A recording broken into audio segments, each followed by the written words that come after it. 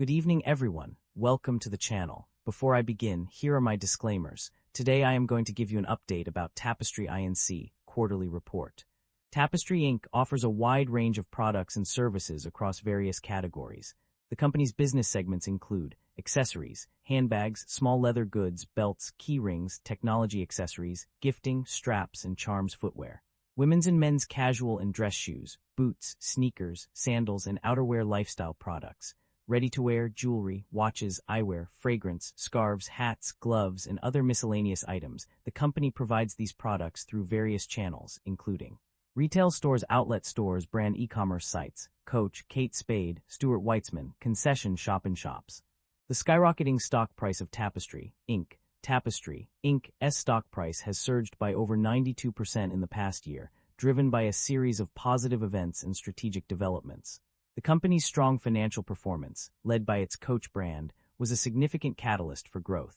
Record holiday quarter sales and raised profit outlooks consistently exceeded analyst expectations, resulting in a surge of over 14% in shares. The revitalization of the Coach brand, particularly with its popular tabby handbags, resonated well with younger consumers, contributing to increased sales and market share gains. The termination of the proposed $8.5 billion merger with Capri Holdings was also positively received by the market, leading to a 5% increase in shares. Analysts' positive ratings and price target increases further boosted Tapestry's stock price. The company's commitment to shareholder value through capital return initiatives, including an expanded share repurchase program and increased dividend payout, has also contributed to its growth. Overall, Tapestry's strong financial performance, brand revitalization, and strategic developments have driven its stock price to skyrocket in the past year. The primary drivers of revenue growth or decline for a company can be attributed to several key factors. On the growth side, the Coach brand in North America and Greater China market have been significant contributors, as well as direct-to-consumer sales, royalties from licensing trademarks, and wholesale revenue. Additionally, gift card redemptions and sales through ancillary business channels have also contributed to revenue growth. On the decline side, the divestiture of the Stuart Weitzman business and termination of the Capri acquisition have had a negative impact on revenue. Furthermore, the Kate Spade segment in North America has also experienced a decline in revenue.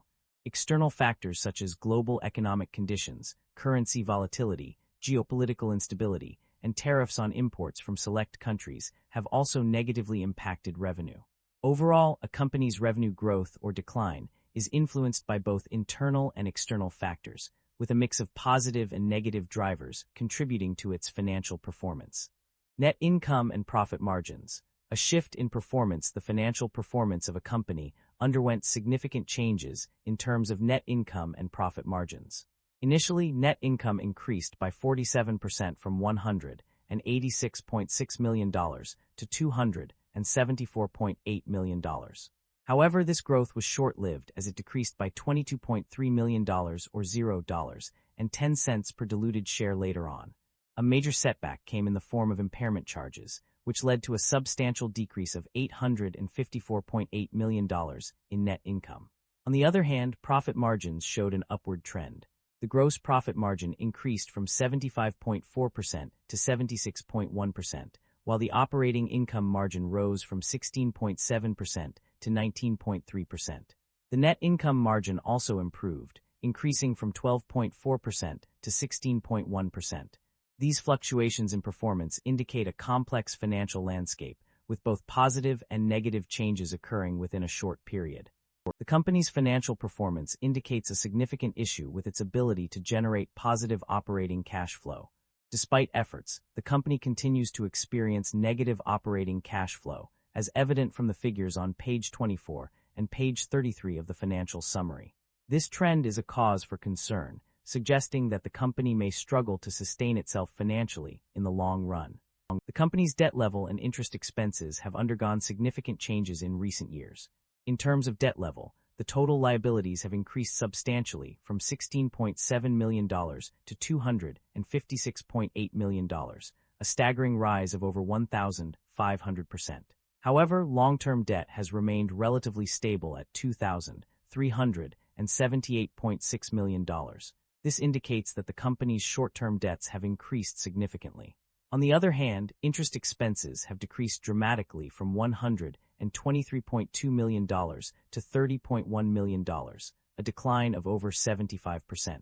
The net interest expenses also saw a significant decrease by $17.9 million, or 58%, from 2024 to 2025. This suggests that the company has managed to reduce its interest burden despite the increase in debt level. Overall, while the company's debt level has increased significantly, its interest expenses have decreased substantially, indicating a potential improvement in its financial health. Regional performance overview. The financial performance of our company has shown promising results across various regions. Notably, North America sustained its growth in the first quarter of fiscal 2026, indicating a strong start to the year. Internationally, Greater China and Europe have seen accelerating momentum, contributing positively to the overall performance. Unfortunately, there is limited information available for the Coach and Kate Spade segments, making it difficult to assess their individual performances. Management is optimistic about the company's long-term growth prospects, driven by its 2028 Amplify strategy, which focuses on e-commerce and digital strategies. The company has also taken steps to reduce risk through derivative instruments and has refinanced its revolving credit facility with a new $2 billion unsecured facility. Additionally, management aims to streamline the organization and optimize processes to improve profitability. The company's liquidity is sufficient to support its operating, capital, and debt service requirements for fiscal 2026 and beyond. However, there are some challenges ahead, particularly with the Kate Spade brand, which may face difficulties in achieving expected future cash flows due to various factors. Management will continue to monitor its performance and make adjustments as necessary. Overall, management's strategy is focused on driving growth through e-commerce and digital strategies while reducing risk and optimizing processes. The company has a history of returning value to its shareholders through both dividend payments and share buybacks. In recent years, it has paid out significant amounts in dividends, totaling $164.7 million between 2024 and 2025. Additionally, the company has been actively repurchasing shares, with a total expenditure of $698.2 million in 2025 alone. This commitment to shareholder value creation is evident through its ongoing share buyback programs, including the $500 million repurchased in Q3 2025 under the 2026 share repurchase program. Concerns about inventory buildup and supply chain disruption. The financial summary highlights a pressing issue regarding inventory buildup.